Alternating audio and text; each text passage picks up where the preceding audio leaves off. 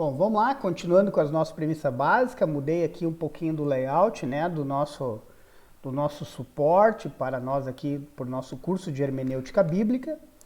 Então a gente tem como premissa básica também que a Bíblia, ela é a última regra de fé, ela é o testemunho comum normativo da verdade espiritual revelada da igreja. Ou seja, quando a gente pensa em igreja como comunidade, aliás, não há como pensar em eclesia sem pensar em comunidade, a Bíblia, ela é o árbitro máximo nesses relacionamentos comunitários.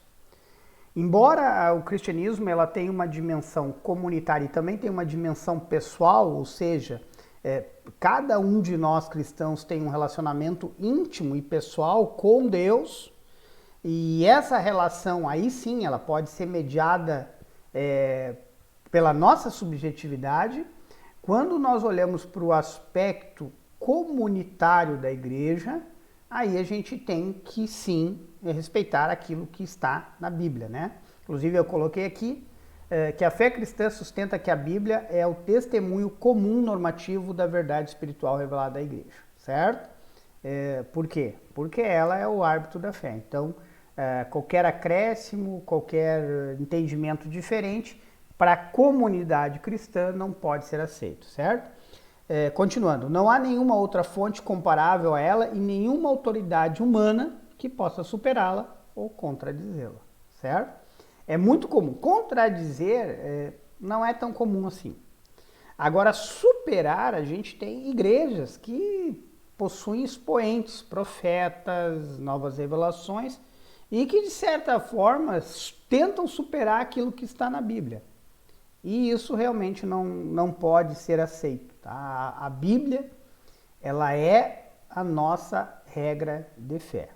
E especialmente, eu também ressalto isso nas aulas que eu dou, em qualquer seminário, que a gente tem que olhar o Velho Testamento, mas sob o prisma do Novo Testamento, tá? Porque esse é um ponto que o cristianismo moderno se perde, buscando, às vezes, elementos do Velho Testamento, alguns elementos pinçados, evidentemente, e tenta introduzi-lo como regra de fé, né? Sendo que não era regra de fé nem lá na Igreja Apostólica, mas se torna regra de fé agora na Igreja pós-moderna, na Igreja contemporânea ou na Igreja na modernidade, certo? Então, a fé cristã, ela está intimamente ligada à Bíblia e ela, sim, ela tem o poder de ser normatizadora e de ser o elemento principal da nossa fé. Não há nenhuma outra fonte comparável. A própria Igreja Católica, ela não nega isso, embora ela diga que o Papa é infalível, ela não nega essa verdade. Até vou botar aqui outro slide, né, que falamos sobre isso, né? Na teologia católica, o Papa não passa de um intérprete das Escrituras revestidos de autoridade. Ele não tem o poder de negá-las. Então, mesmo na Igreja Católica, que é a mais tradicional do cristianismo, a mais antiga e a primeira, e o Papa, que talvez seja o líder cristão mais conhecido da face da Terra, mesmo ele não tem poder de negar nenhuma das virtudes bíblicas. Ele é o quê?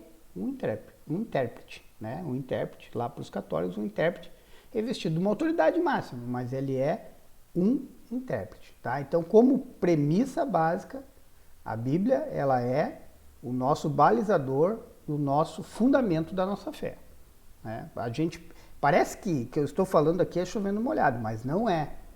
Tanto não é que a gente vê que muitas pessoas às vezes querem incutir dentro da igreja ou dentro das suas denominações, aqui quando eu falo igreja eu falo mais de questão denominacional, querem incutir elementos que não têm apoio nenhum biblicamente ou que não tem uma base sólida e pode ser facilmente refutável por aquele que faz uma hermenêutica correta da palavra de Deus. Outro aspecto importante aqui que eu coloquei como premissa básica é a perspicuidade da palavra de Deus. O que quer dizer isso? Quer dizer que ela é suficiente, o seu texto é claro e simples o suficiente para que qualquer pessoa, né, que a leia, que se aproxime, não uma leitura como uma leitura de uma revista de quadrinhos ou de um romance, mas uma leitura que busca a verdade, é capaz de encontrar nela os elementos básicos da fé, né? Então, a prioristicamente, para ser cristão, a gente não precisa de nenhum sacerdote, de nenhum clérigo, de nenhum padre, nenhum pastor, para fazer essa mediação entre as escrituras e nós. Ou seja, qualquer pessoa minimamente capaz cognitivamente, ela é capaz de extrair os elementos básicos da fé. Vou dar um exemplo. A parábola do bom samaritano. Ela não exige muita explicação, né? A parábola do bom samaritano, qualquer pessoa que lê-la, né? Claro que ela tem alguns elementos, né? Do levita, do sacerdócio, tem alguns elementos que a gente poderia se aprofundar, mas a lição básica está ali. Qual é a lição básica? Eu tenho que tratar bem o meu irmão, eu tenho o dever moral, o dever sagrado de sempre que eu encontrar alguém necessitado, eu atender ele nas suas necessidades. Inclusive os dois princípios máximos, dois mandamentos máximos do cristianismo, que é amar a Deus sobre todas as coisas e amar ao próximo como a si mesmo, eles se auto-explicam, eles são autoexplicativos, eles não precisam, eles não necessitam que alguém venha nos ensinar, não necessitam, né? Ela é capaz de os elementos básicos da fé. Contudo, né? Embora, todavia, contudo, entretanto,